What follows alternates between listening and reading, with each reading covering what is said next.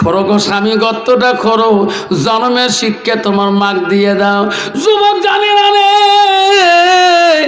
মাগ আমি কি করিতেছি রে, আস্তে করি গর্ত খোঁড়া শেষ করে দিল, বস্তা সহকারে গর্ত যখন ফেলে দিলেন চিফে মাটি শুরু করে দিলেন। বিবি মুস্কি মুস্কি হাসে আর বলে, পাগলা স্বামী রে, তোর দ্বারা সব কিছু করে নিলাম। বাড়ির দিকে যখন রওনা হলেন স্বামী কান্দে। বিবি বলে, কান্দো কেন?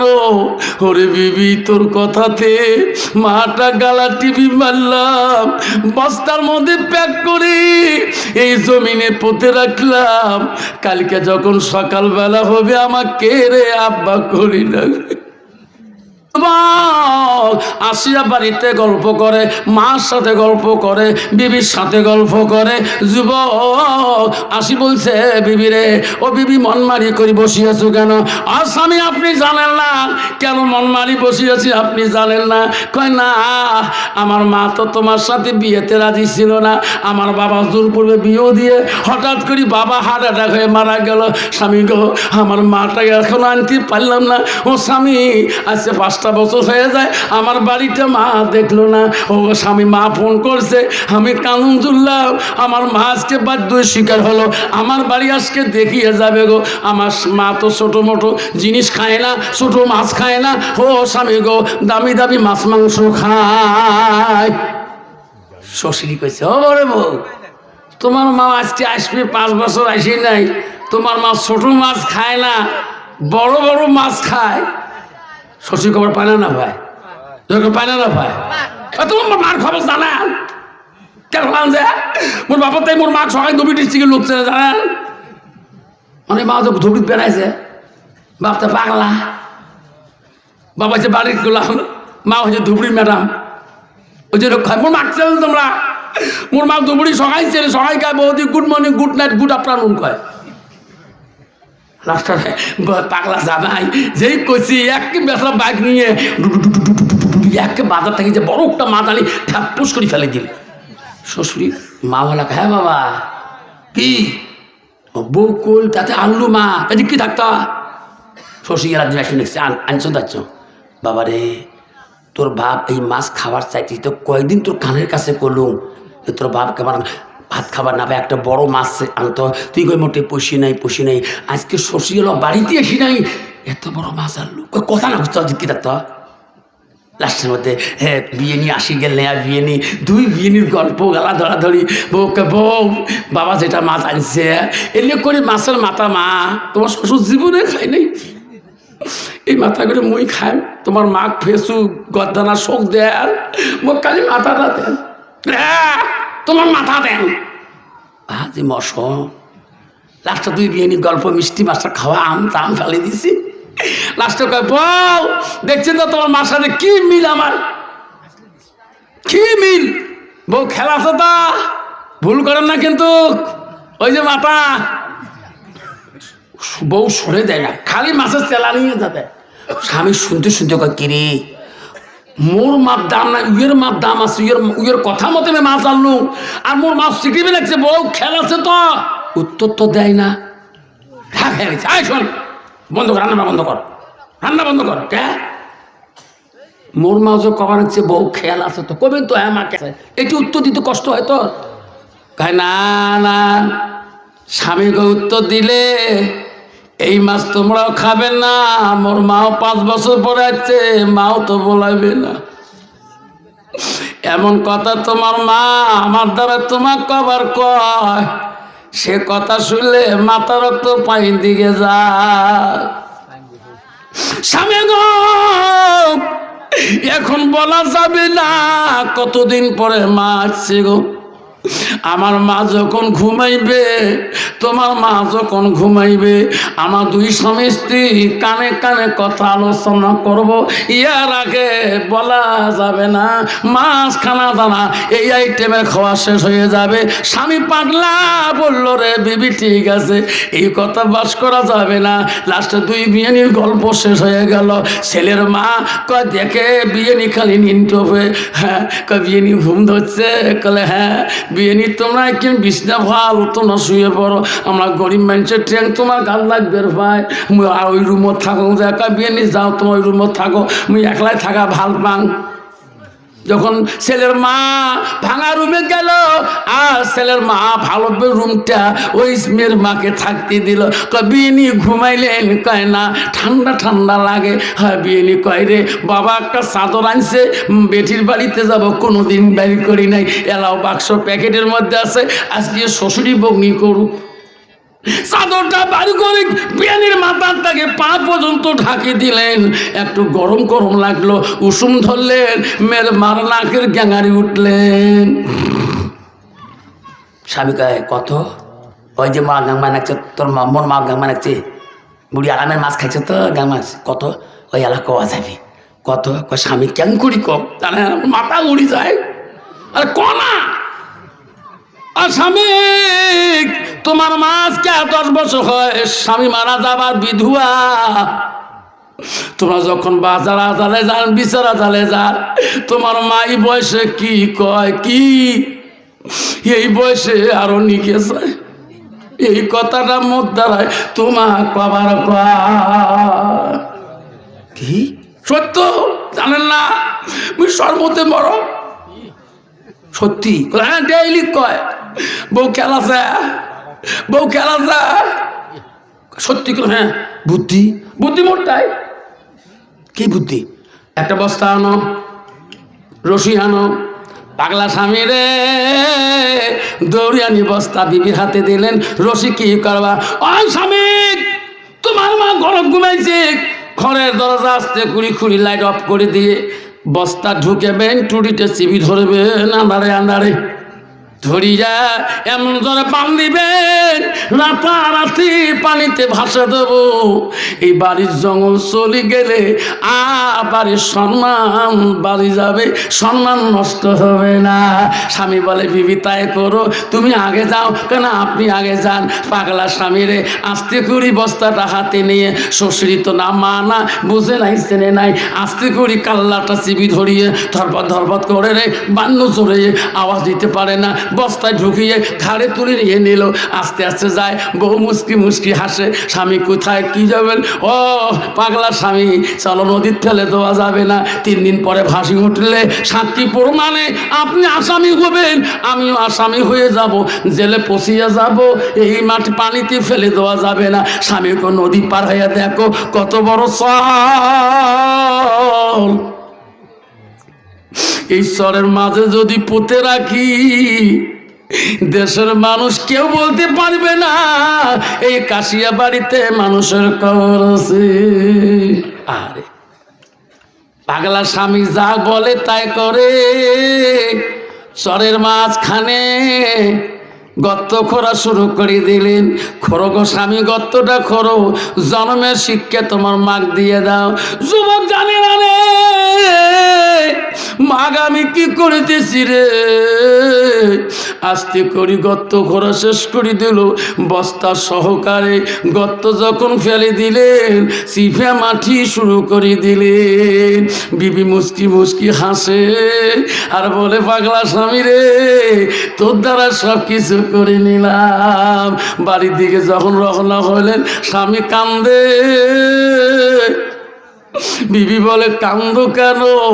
ওরে বিবি তোর কথাতে মাটা গালা টিভি মারলাম, বস্তার মধ্যে প্যাক করে এই জমিনে পুঁতে রাখলাম, কালকে যখন সকালবেলা হবে আমাকে রে আব্বা করি না।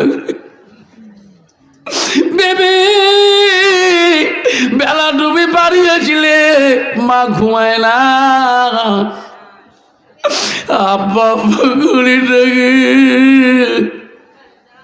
কালকে সন্ধ্যে আমাকে রে আব্বা করে ডাকবে।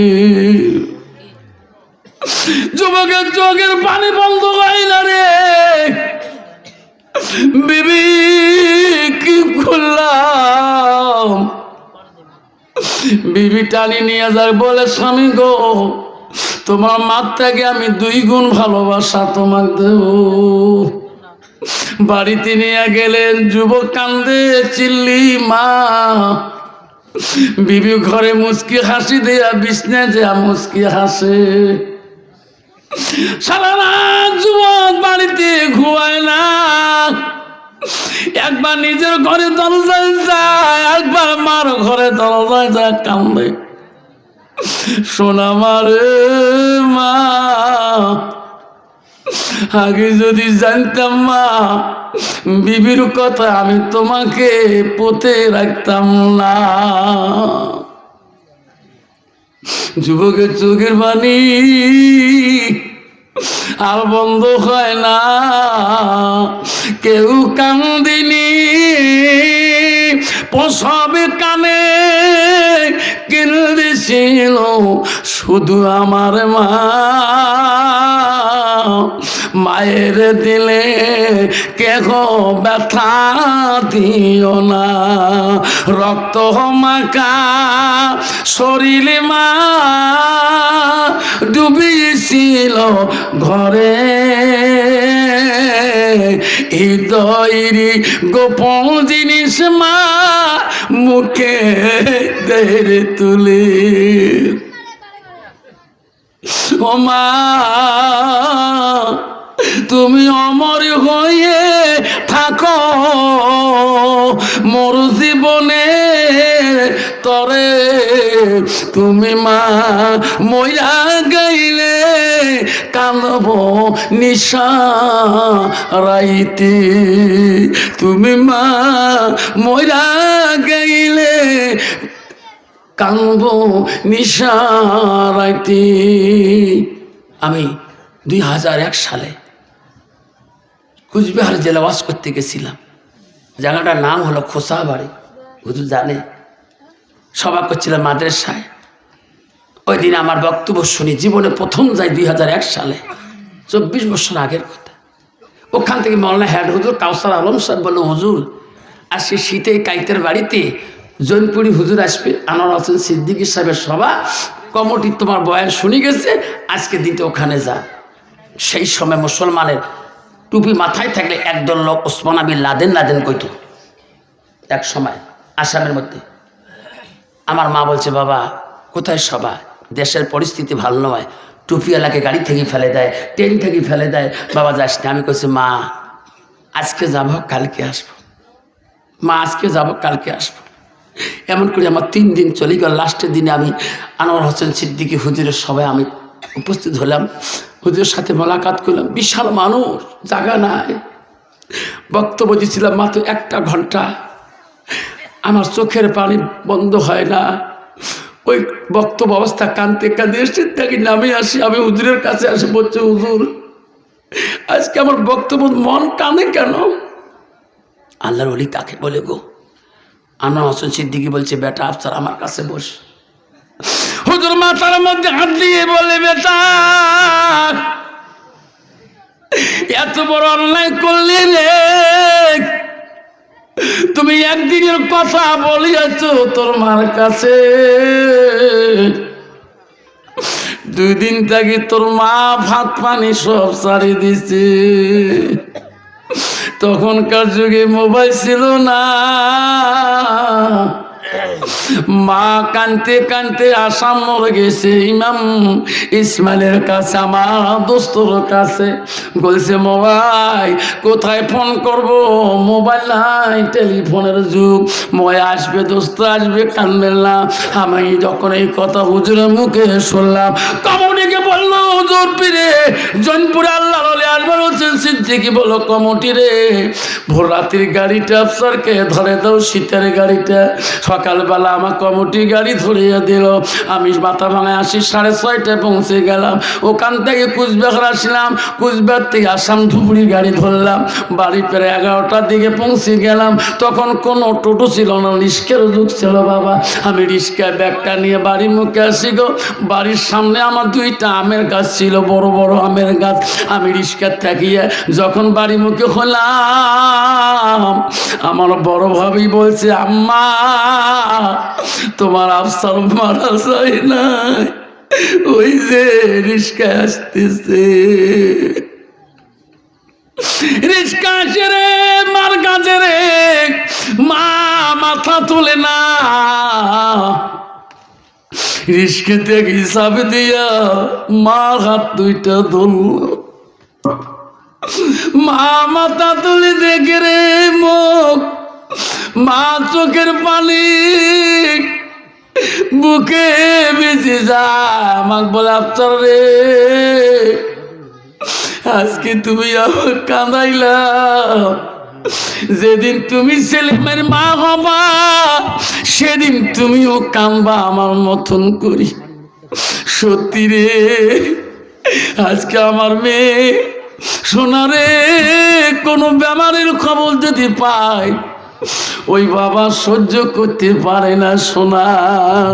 আপা আমার সোনা চালা হাতে পায়ে বলে যায়, সোনা খবরদার কথা দাঁড়ায়, মা গালি দিস না, বাবাকে গালি দিস না রে। বাবা মার কাছে তুমি সুন্দর কাউলান কারিমা, এমন বাক্য বলিও না, কঠোর বাক্য বলিও না, তোমার মা বাবা যাতে কষ্ট পায় না। রাজি আছেন? রাজি আছেন? কে কে রাজি? হাত তুলি দেখাই, তকবির লাগাই, নাই তকবির। ইনশাআল্লাহ বাবা আজকে আছে কালামসি পাড়ায় এই ভালুকার টিলের যে জলসাটা আজকে কমিটিবৃন্দ দিয়েছেন, আপনাদের জন্য এটা ভালো না হচ্ছে না খারাপ হয়েছে? জোরে বলবেন কার কার ভালো হচ্ছে, হাত তুলি দেখাই।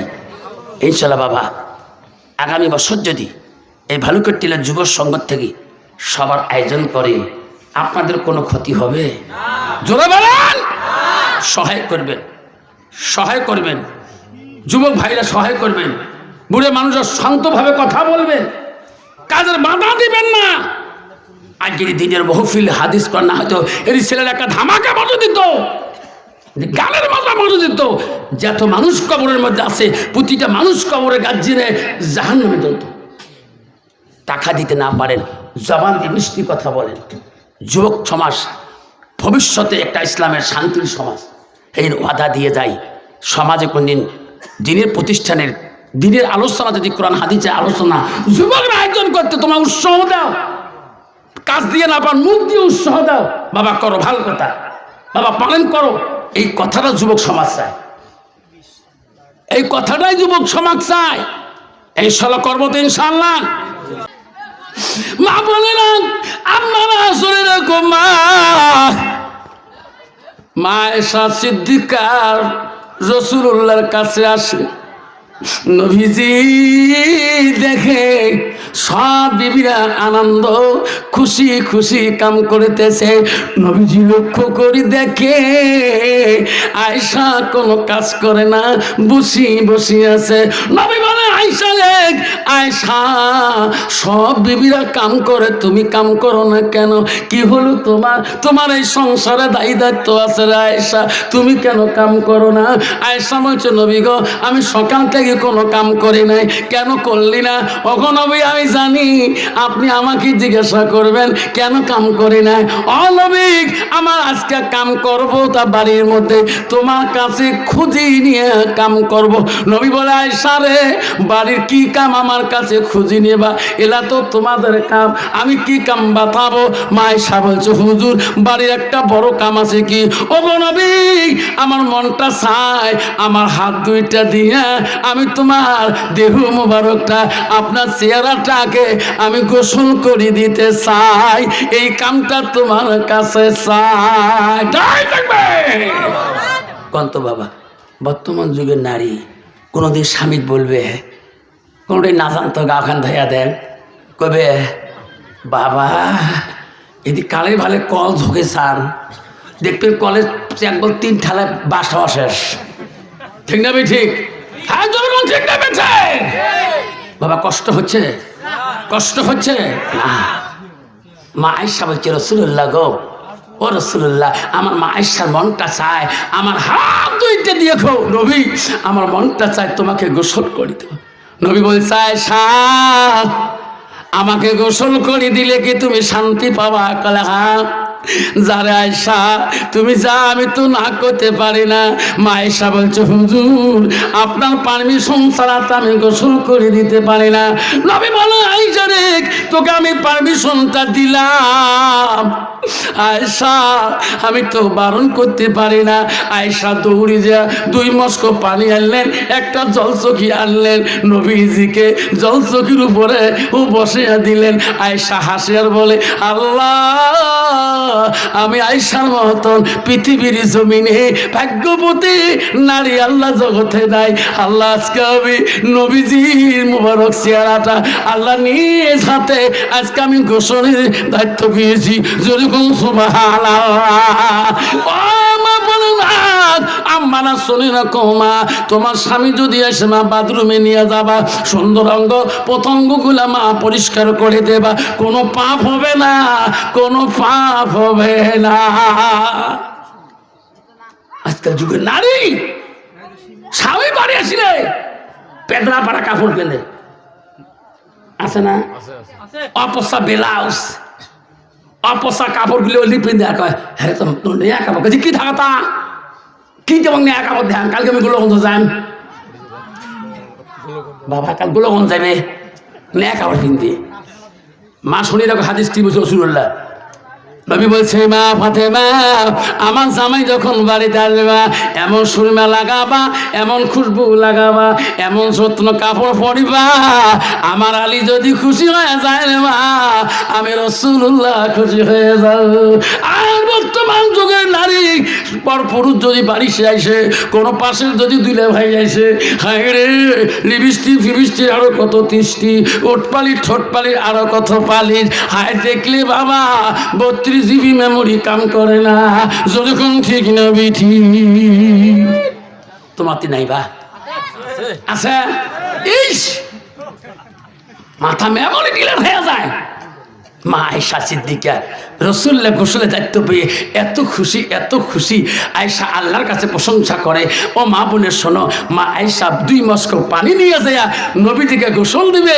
আয়েশা আল্লাহর কাছে বলে, আল্লাহ আমার আয়েশার মতো ভাগ্যবতী নারী পৃথিবীতে কাই ধরে কোন সুবহানাল্লাহ।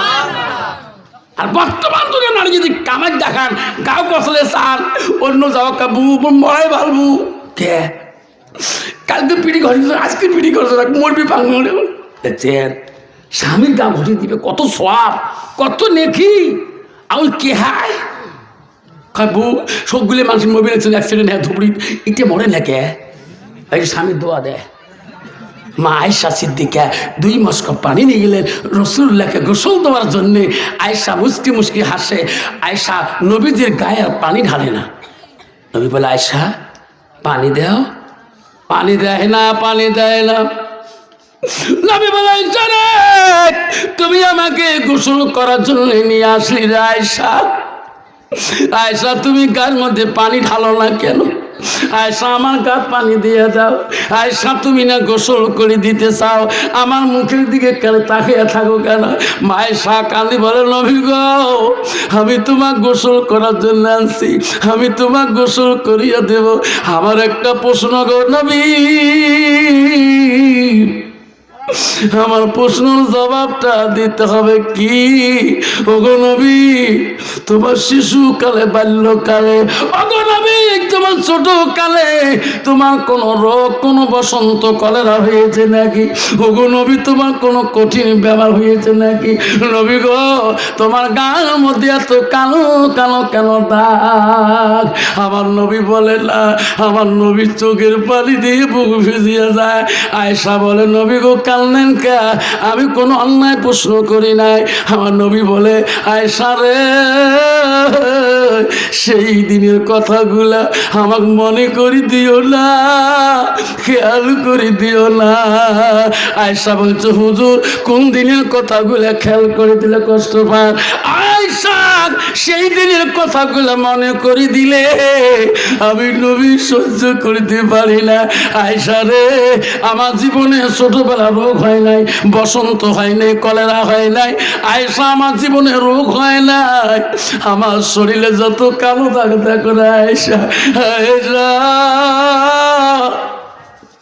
ইসলামের জগৎ, ইসলামের জন্যে তাইবের জমিনে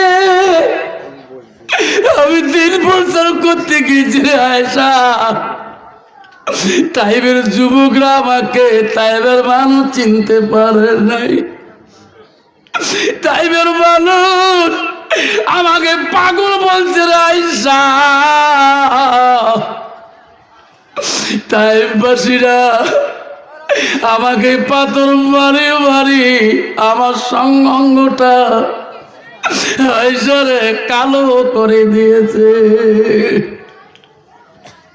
আয়েশা রে তাইবের জমিনে তাইবাসীরা এত পাথর বাজছিল, আমার গা রক্ত গুলে গা দিয়ে পরি পরি আমার জুতা ছিল পায়ে, আমার জুতি গুলি পর্যন্ত কাউ কাউ শব্দ হয়েছিল রে। আয়সা রে তাইবের জমিনে পাথরের বাড়িতে ডুলি পড়ে গেছিলাম, পড়ে যে উঠতে পারি না, বসিলে দাঁড়াইতে পারি না। আয়েশা রে সেই দিনের কথাগুলা মনে পড়ে আয়েশা আমার নবীর কলিজাটা পেটে যায়। আয়েশা বলছে নবী গো আপনি রহমতুল লিল আলামিন, আল্লাহ কি সেই দিন তোমার সহায় করলো না? আয়েশা তখন আতে মাবুদ মাওলা জিবরাইল পাঠিয়ে দিয়ে বলছে লাব্বাইক ইয়া রাসূলুল্লাহ, আমি জিবরাইল বলছি ওগো নবী তাইবের জমিনে কাঁদবেন না, আল্লাহ আমাকে পাঠিয়ে দিল তোমার পক্ষের জন্য। নবী গো আল্লাহ সহ্য করতে পারল না, ওগো নবী আপনার জবান দিয়ে বলেন যা বলবেন আমি জিবরাইল তাইবাসীকে তাই বানিয়ে দেব।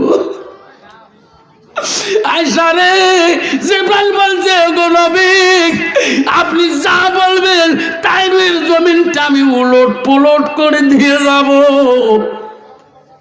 তবু কাঁদলেন না, তবু কাঁদলেন না।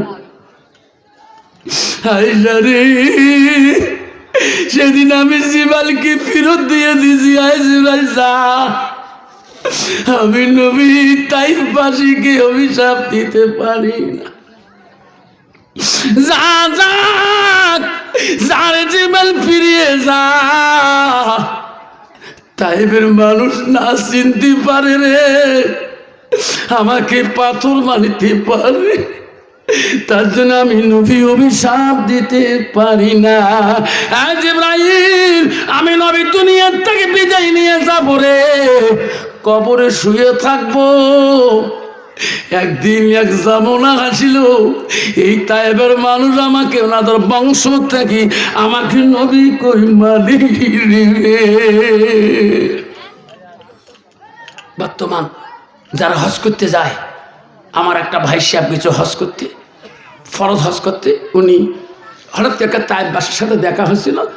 ওই তাইবের ঘটনাটা ভাই সাহেব বলছিল তাইববাসীকে, মক্কা ভাইরে যে কয়া ফেলাইছ মানুষটা মনে হয় বিহুশ হয়ে গেল নাকি, কেন বা কথাটা বললাম? বর্তমান তাইবের মানুষ যদি নবীজির তাইবের ঘটনা একবার যদি শোনে, ওনারা কানতে কানতে পাগল হয়ে যায়। আল্লাহ আমার নবী তাইবের জমিনে কষ্ট করে গেছে, আল্লাহ সেই নবী আমাকে সুপারিশ করবে কিনা।